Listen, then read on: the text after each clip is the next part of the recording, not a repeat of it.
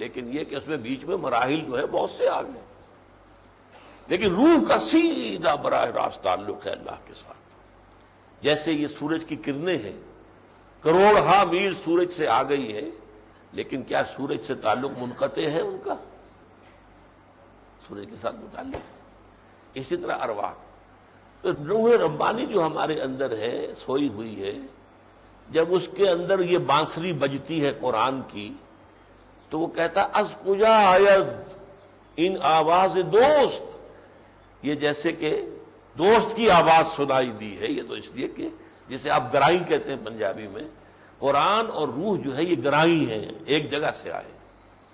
لہذا جیسے کہیں کسی اجنبی ملک میں اگر آپ ہوں اور وہاں آپ کو اتفاقاً نظر آ جائے کہ وہ کوئی پاکستانی چلا آ رہا ہے، تو اس سے مل کر خوشی ہوتی ہے کہ یہاں پر کوئی اور پاکستانی مجھے مل گیا، ورنہ تو کوئی اور جان پہچان والا ہے ہی نہیں۔ تو یہ ہے در حقیقت کہ روح جو ہے پھر اس پر بیدار ہوتی ہے، چوکس ہوتی ہے، چوکنا ہوتی ہے۔ تو سب سے بڑا جو ہے طریقہ ذکر کا وہ تلاوت قرآن ہے۔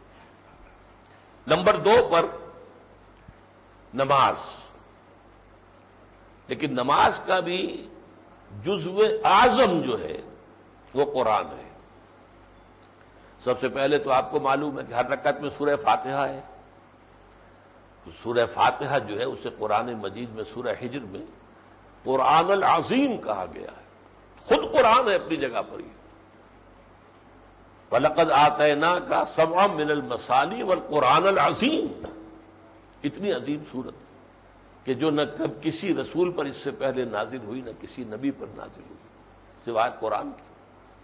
پھر یہ کہ آپ تلاوت کرتے ہیں، اور یہ جو نماز ہے یہ اس اعتبار سے جامع ترین ذکر ہو جاتا ہے کہ اس میں ذکر عملی بھی ہے۔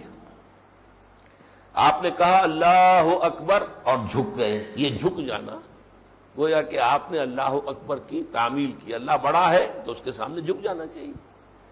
اللہ اکبر اور پھر سجدے میں چلے گئے، اب اس سے آگے تو جھکنے کی کوئی شکل ہے ہی نہیں۔ سجدہ میں جو پیشانی اگر رکھ دی ہے قدموں پر، تو اب اور کیا بات رہ گئی؟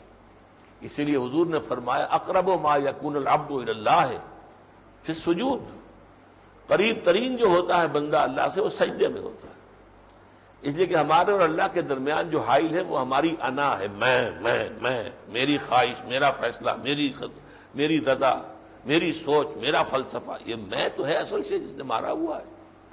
اور جب آپ نے سجدے پر وہ اللہ کے، اور یہ کہا ہے حضور نے کہ جب سجدہ کرو تو ایسے محسوس کرو کہ اللہ کے قدموں پر سر رکھا ہے، یہ احساس اگر ہو جائے تو میں تو ختم ہو گئی، میں کہاں رہ گئی ہوں؟ جب آپ نے اپنا ماتھا ہی ٹکا دیا قدموں میں اللہ کے تو پھر میں ختم ہو گئی۔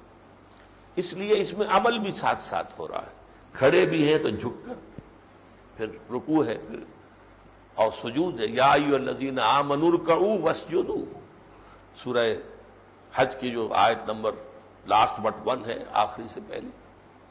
اس اعتبار سے جو ہے قرآن مجید میں اس اعتبار سے جامع ترین آیت جو ہے سورہ عنکبوت کی ہے، اور اس سے 21واں پارہ شروع ہوتا ہے۔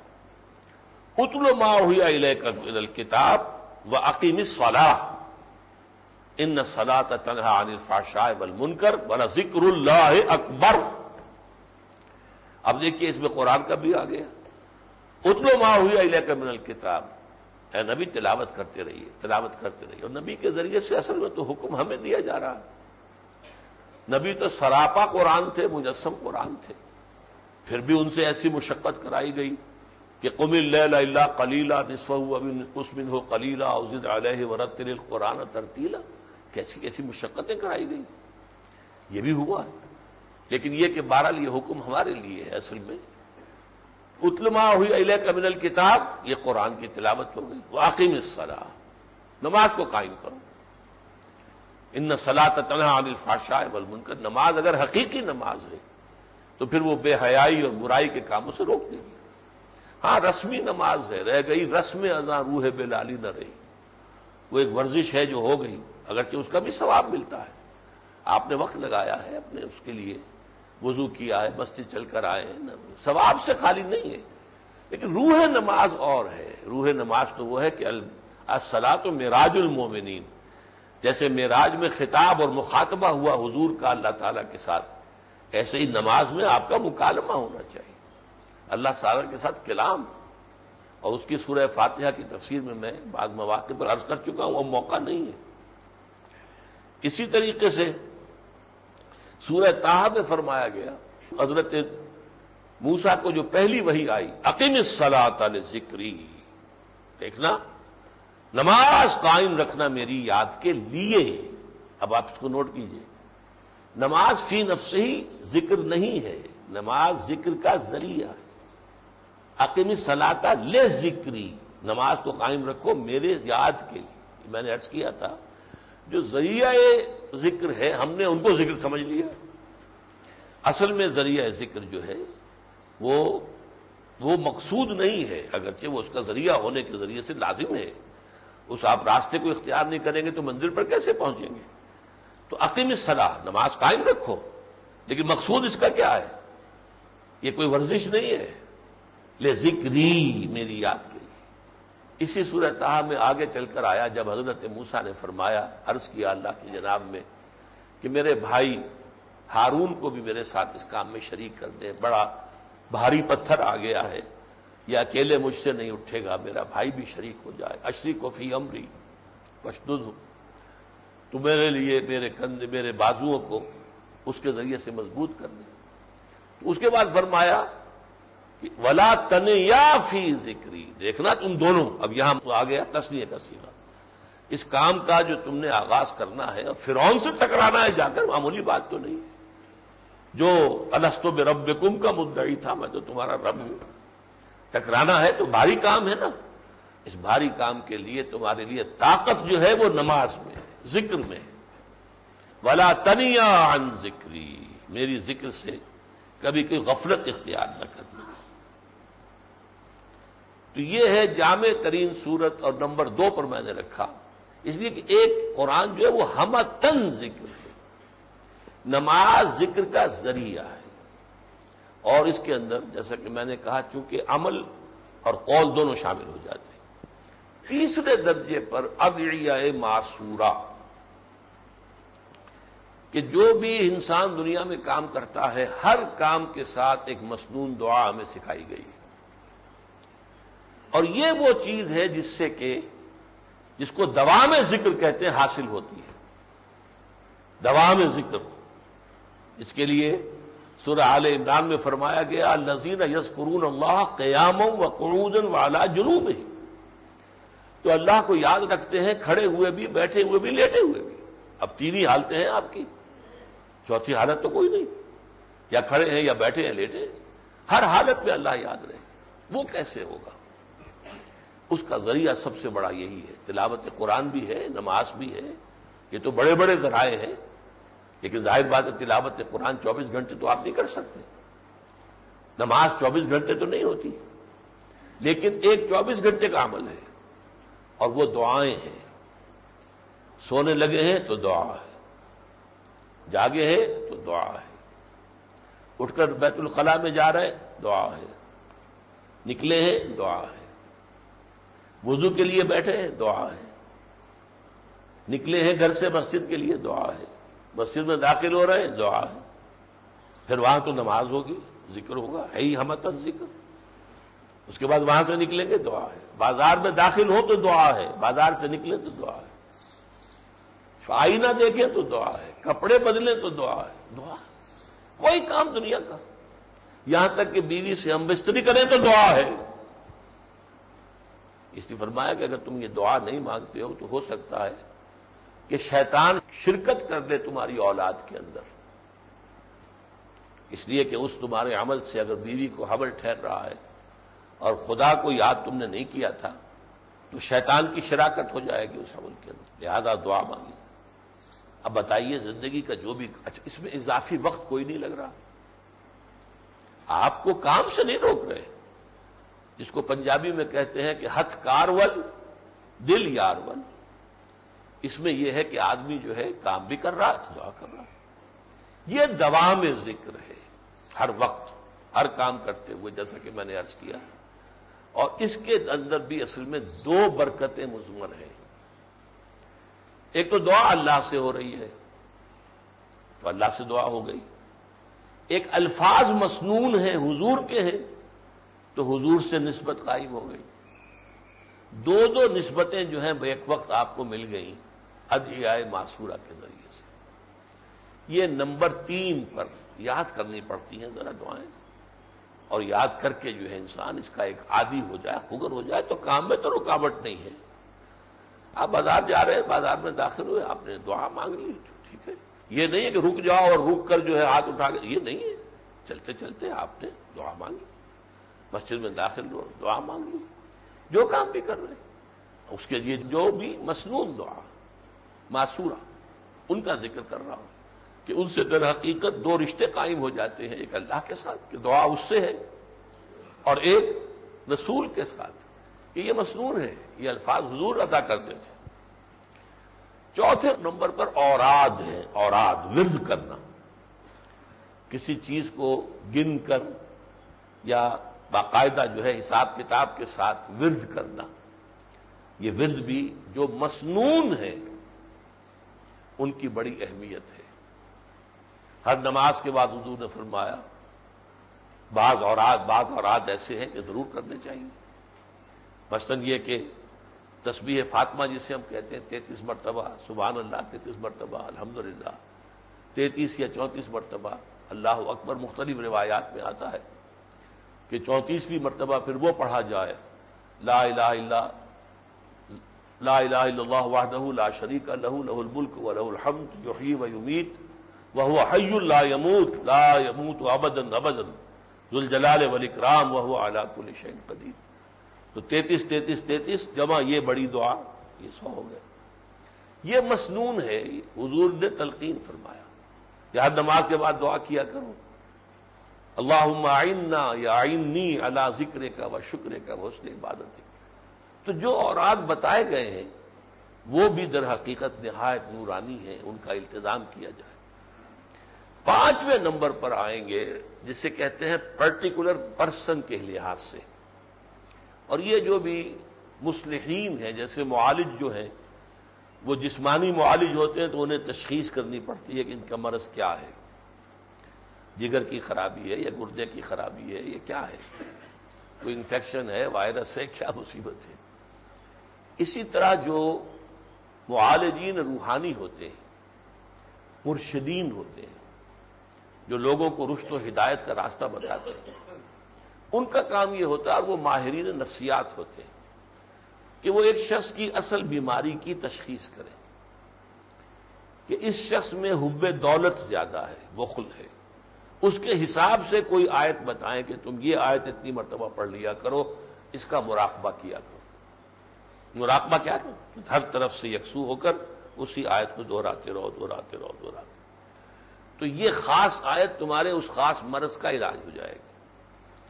اس طریقے سے پرٹیکولر پرسنز کے لیے پرٹیکولر طریقے کا کوئی ذکر اگر کوئی شخص واقعی اللہ والا ہے وہ اگر تجویز کرتا ہے تو وہ بھی مفید ہے. تو یہ 5ویں نمبر پر.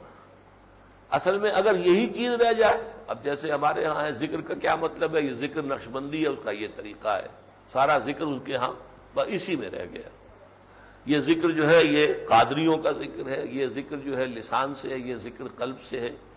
یہ اپنی جگہ پر یہ چیزیں جو ہے 5ویں نمبر پر آ کر یہ ہمارے بڑے بڑے جو لوگ تھے جو کہ معالجین تھے روحانی، انہوں نے اپنے تجربوں سے کچھ چیزیں لوگوں کے لیے تجویز کی تھی، لیکن انہیں 5ویں نمبر پر رکھے، انہیں اولیت دے دی گئی تو آپ نے تلپٹ کر دیا، کانورس ہو گیا، ریشو پروپورشن ختم ہو گئی. اولاً قرآن، ثانیاً نماز، ثالثاً ادعیہ معصورہ، زندگی کے ہر کام کے ساتھ جو دعائیں ہیں جو حضور سے منسوب ہیں اور جو مسنون ہیں، اور پھر اوراد. اور یہ اوراد میں بھی اب یہ کہ فلاں اتنی مرتبہ پڑھ لو اور یہ اس کا چلہ نکال لو اور یہ تم جو ہے 1,00,000 مرتبہ جو ہے آیت کریمہ کا ورد کر لو اور بیٹھے ہوئے ہیں اور وہ کر رہے، یہ چیزیں نہیں ہیں. جو مسنون ہو، اوراد جو مسنون ہو، جو حضور نے فرمایا صلی اللہ علیہ وسلم. سب سے بڑے معالج روحانی محمد الرسول اللہ صلی اللہ علیہ وسلم. آپ سے بڑا معالج روحانی، آپ سے بڑا مربی، آپ سے بڑا مذکر تو ظاہر بات ہے کہ کوئی ہو ہی نہیں سکتا. اگر اس معاملے میں اس کو ترتیب کو بدل دیا جائے یا اس کی ریشو پروپورشن کو بدل دیا جائے تو پھر یہ ہے کہ یوں سمجھیے کہ معاملہ وہ ہو جائے گا کہ خلاف پیمبر کسے رہ گزید کہ ہرگز بمنزل نہ خواہد رسید. جو کوئی بھی پیغمبر کے راستے سے ہٹ کر چلنا چاہے گا تو چاہے کتنا ہی مخلص ہو وہ منزل تک نہیں پہنچے گا. راستہ محمد کا صلی اللہ علیہ وسلم، سنت آپ کا، منہاج آپ کی، طریقہ کار آپ کا. بہرحال اس موضوع پر میں اس وقت صرف اتنا ہی کہوں گا کیونکہ کچھ مجھے باتیں حالات حاضرہ کے بارے میں بھی عرض کرنی ہے. اس کے ضمن میں یہ ہے کہ چونکہ یہ میں نے اختصار کے ساتھ بیان کیا، مجھے اتفاقاً مجھے تو یاد نہیں، تقریریں ہزاروں کی ہیں. اب یہ یوں سمجھیے کہ سن 65 سے تو ریگولر معاملہ چل رہا ہے تو ہزاروں تقریریں، ہزاروں کیسٹ. تو پرسوں مجھے ایک صاحب ملنے آئے، انہوں نے کہا میں نے آپ کا ایک کیسٹ سنا حقیقت ذکر. میں نے کہا کیا اس نام سے بھی کوئی کیسٹ موجود ہے؟ میرے علم میں نہیں تھا. تو پھر میں نے کل تحقیق کرائی کہ ہے. تو حقیقت ذکر کے یہ کچھ کیسٹ میں نے کہا کاپیز بناؤ اور آج لے آؤ. تو جو کچھ میں نے عرض کیا ہے اگر اس سے دلچسپی پیدا ہوئی ہو تو اندیشہ یہ ہوتا ہے یہاں سے نکلے اور ذہن سے نکل جائیں گی، بات کہاں یاد رہتی ہے. تو وہ کیسٹ آپ لیجئے، اسے بار بار سنیے تاکہ یہ حقیقت ذکر جو ہے اس کی اچھی طریقے سے آپ کو سمجھ بھی آ جائے اور آپ اوروں کو بھی وہ بات سمجھا سکیں اور دلیل کے ساتھ سمجھا سکیں. جہاں تک حالات حاضرہ کا تعلق ہے تو جیسا کہ آپ نے اعلان میں پڑھا ہوگا، سب سے پہلے مشرق وسطیٰ کے حالات. اب فلسطین میں جو کچھ ہو رہا ہے ایتھنک کلینزنگ کا آغاز ہو گیا ہے. اصل میں اب اسرائیلی اور یہودی جو ہیں اس پر تل گئے ہیں کہ جس طرح بھی ہو اب ان کے کمر توڑ دیں گے اور ان کے اندر ریزسٹنس کے لیے کوئی طاقت باقی نہیں چھوڑیں گے. پھر یہ ہمارے کمی کاری ہو کر رہنا چاہیں تو رہیں ورنہ ان کو ختم کر دیا جائے. اور اس معاملے میں چونکہ امریکہ سرپرست ہے اس حوالے سے انہیں کسی کا خوف نہیں، عالم عرب کا انہیں خوف نہیں. اب تو بلکہ ایک صاحب نے کا بیان تھا کسی دنیاوی بڑے لیڈر کا کہ اسرائیل کے جو ایٹمک میزائل ہیں ان کی زد میں سارے عرب ممالک کے بڑے بڑے شہر موجود ہیں. 100 سے زیادہ ایٹم بم اس کے پاس جمع ہے. وہ تو اس وقت یوں سمجھیے کہ ہٹلر بھی نہیں سمجھتا تھا اپنے آپ کو اتنا کچھ طاقتور جتنا کہ ہما طاقتور جو ہے اپنے آپ کو شہرون سمجھ رہا ہے. یہ بات جو ہے اور ادھر صورت کیا ہے کہ عالم عرب بھی اور عالم اسلام بھی بس اپیلیں اور اپیلیں بھی کس سے؟ امریکہ سے. امریکہ ہی تو سرپرست ہے اور اس کی حالت یہ ہے اسرائیل کی کہ امریکہ اب بار بار کہہ رہا ہے وڈرا کرو وڈرا کرو وڈرا کرو، ناؤ فوراً کرو. مجال نہیں سن رہے، خوف نہیں کسی کا. انہیں تو ظاہر بات ہے کہ عرب ممالک کا تو خوف سرے سے ہے ہی نہیں. انہیں پتا ہے اگر جنگ چھڑ گئی تو یہ تو ہمارے لیے بہترین موقع ہوگا گریٹر اسرائیل قائم کرنے کا. اردن بیچارے کی کیا حیثیت ہے، عراق کی کیا حیثیت ہے، لبنان کی کیا حیثیت ہے، سعودی عرب کی بھی کیا حیثیت ہے اس کے مقابلے میں. اب ایٹمک ہتھیاروں کے مقابلے میں کیا کریں گے یہ؟ ویسے بھی کہ جو کنونشنل وارفیئر ہے اس کے اعتبار سے بھی اس کے پاس بہت بڑی مشینری جمع ہے. مصر کہاں مقابلہ کر سکتا ہے؟ تو گریٹر اسرائیل کا موقع کیا پتا اللہ تعالیٰ کی، کیونکہ یہ تو معلوم ہے احادیث کے ذریعے سے ایک مرتبہ تو وجود میں آئے گا اور وہی گریٹر قبرستان پھر بنے گا ان کا. پوری دنیا کے یہودی وہاں آ جائیں گے. ابھی تو تھوڑے سے آئے ہیں، 30-35 لاکھ ہے کل، جبکہ کل یہودی دنیا میں جو ہے 1 کروڑ 30 لاکھ ہے. تو ان سب کو جمع کرنا ہے، اس کے لیے جگہ چاہیے. اب وہ سیٹلمنٹس جو کرتے ہیں اس کے اوپر اعتراض کرتے ہیں تمام جو عرب ہیں اور جو فلسطینی ہیں. اعتراض امریکہ بھی کرتا رہا ہے لیکن یہ چلتے رہے اپنی مرضی پر، انہوں نے کسی کی سنی نہیں ہے. اور حالات جیسا کہ میں نے عرض کیا آپ سے کہ اس وقت جو ہے انہیں خطرہ اگر کبھی تھا تو صرف پاکستان سے تھا. یہ 1967 میں بن گوریون نے کہہ دیا